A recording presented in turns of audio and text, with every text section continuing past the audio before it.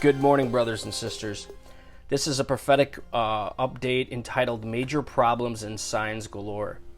The world's problems and the end of the age prophetic signs appear to be increasing as world leaders move closer to their goal of rejecting Jesus and the Bible by 2030 or sooner. World leaders think they can tear down the existing systems in more than 190 nations and build back a better one world system. But Jesus intends to rapture his church into heaven and use the tribulation period to take it back, refresh, and restore this planet. One, concerning world government. On July 19th, Gateway Pundit reported that the UN World Health Organization restarted negotiations on the new International Pandemic Treaty. According to the author, the restarted negotiations will end on July 22nd, and the negotiating group will produce a draft treaty by August 22nd.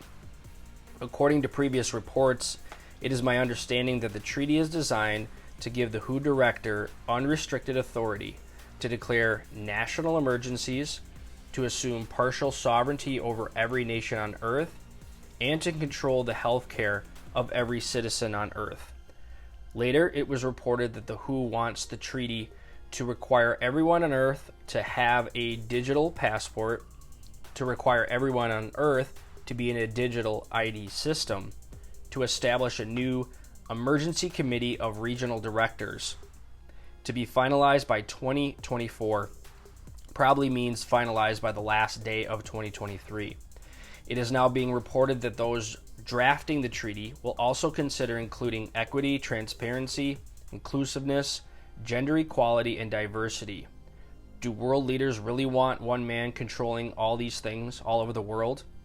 The article closed with a reminder that Yuval Noah Harari, the chief advisor to Klaus Schwab, has stated globalist elites will manipulate crisis to institute a world government. I cannot predict what will be in this draft treaty, but we know enough to say that an incredible fulfillment of world government Bible prophecy appears to be just weeks away.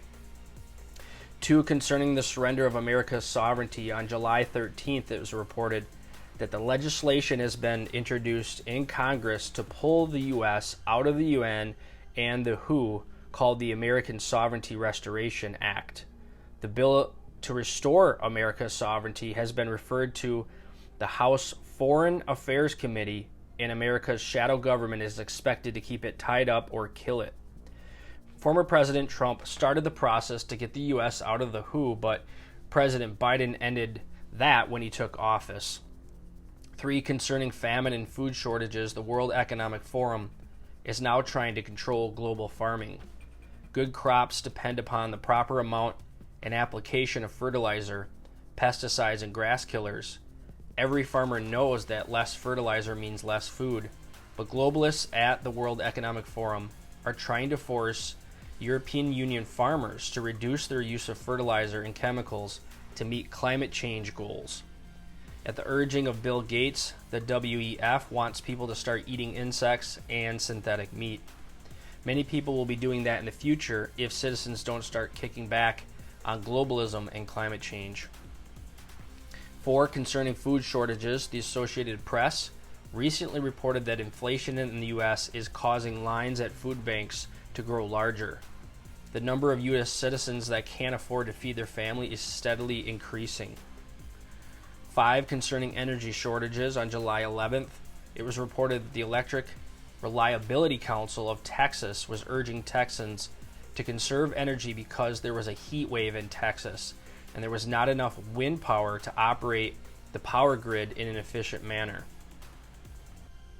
6, concerning the tracking of everyone. On July 11th, it was reported that China's health minister has ordered every citizen that tests positive for COVID to wear a tracking bracelet to ensure they remain inside the house. The tracking bracelets can determine and report one's body temperature, location, and movements. This is more evidence that the day of tracking all buying and selling could be close. 7, concerning a covenant of peace in the Middle East. On July 15th, Biden met with Palestinian president in East Jerusalem with no Israelis allowed, a symbolic sign that Biden doesn't recognize Israel's claim to East Jerusalem. While there, Biden said, quote, the Palestinian people deserve a state of their own that's independent, viable, sovereign, and two states for two people. Both of them have deep financial roots in Zion, living side by side in peace and security, peace and safety.